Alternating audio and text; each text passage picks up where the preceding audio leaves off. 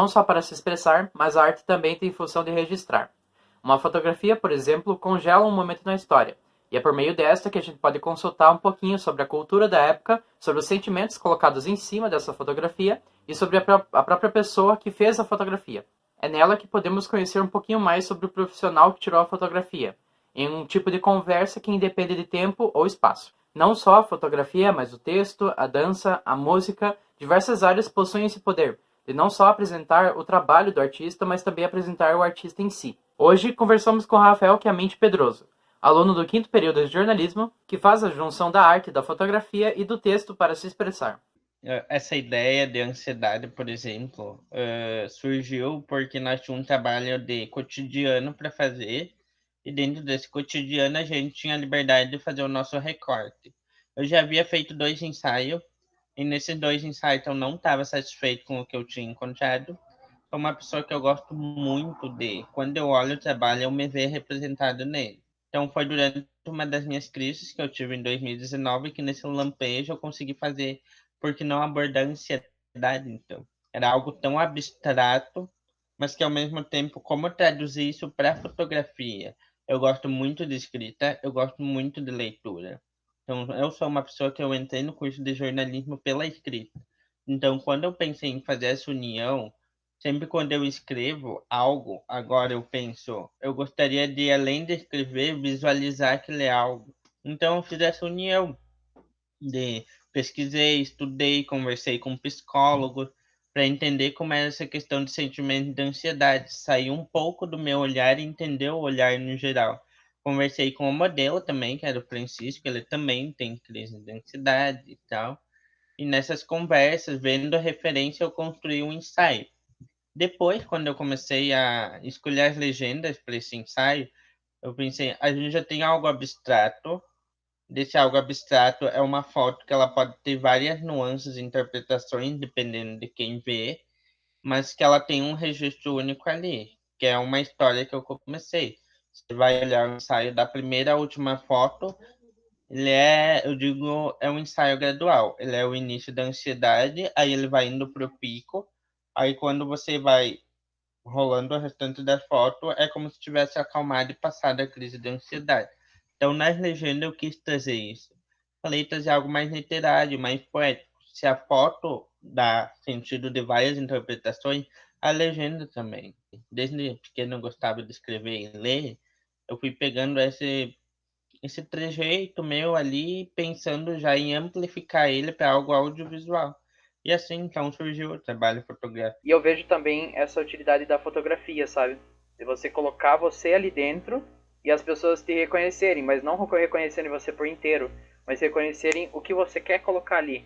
Então eu queria perguntar isso, sabe?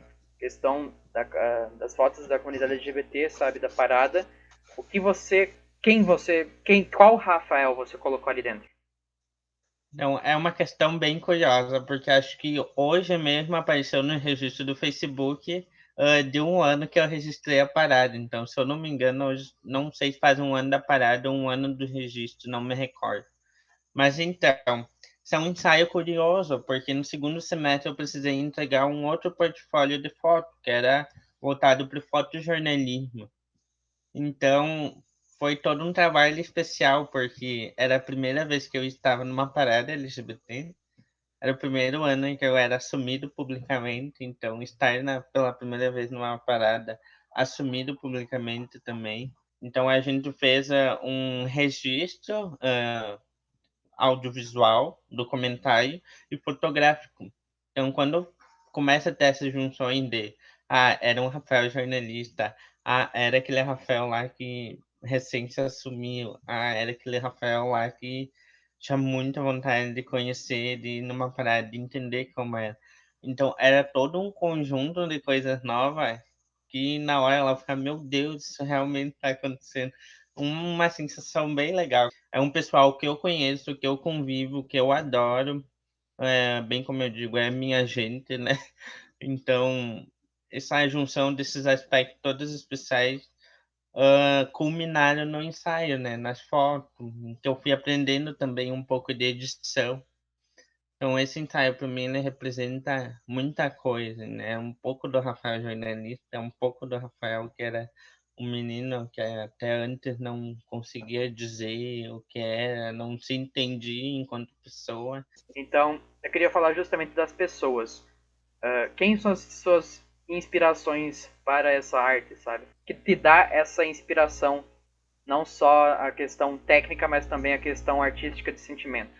Bastante documentários que eu vi dos próprios egressos do curso, colegas, e você acaba olhando e percebendo detalhes, coisas, nuances, tu fica, olha, eu posso me inspirar e pegar isso e trazer para o que eu estou fazendo.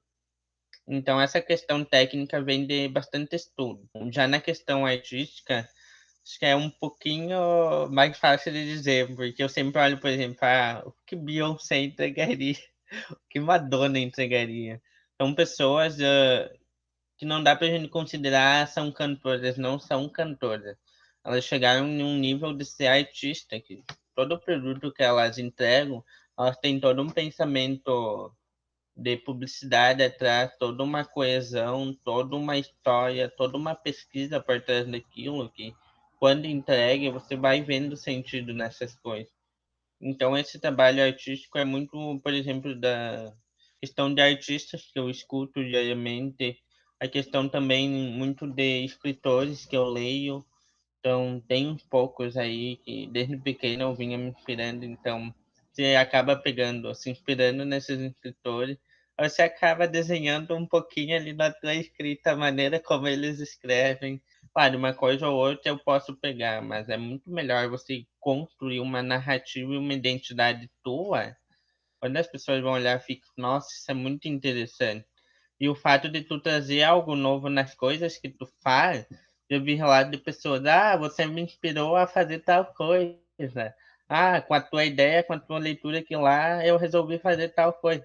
Então, quando a gente recebe isso, isso é muito bom. Né? É bom para entender, tipo, meu Deus, eu tô inserido num lugar que eu tô influenciando pessoas. Então, conforme a gente vai entregando nossa escrita, vídeos, poesia, enfim, o que que a gente produz, a gente já pensa, isso vai impactar uma pessoa de alguma maneira. Então, o que eu vou vir trazer nisso?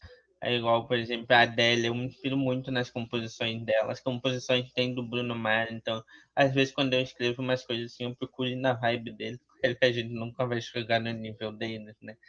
Mas enfim, Não às vezes sabemos. as músicas deles também ajudam a fazer essa parte da escrita. Às vezes até eu digo aqui da região mesmo. Às vezes até essas pessoas do nosso lado mesmo acabam inspirando a gente a dizer, talvez eu quero ser como ela, porque o que ela faz é muito bom.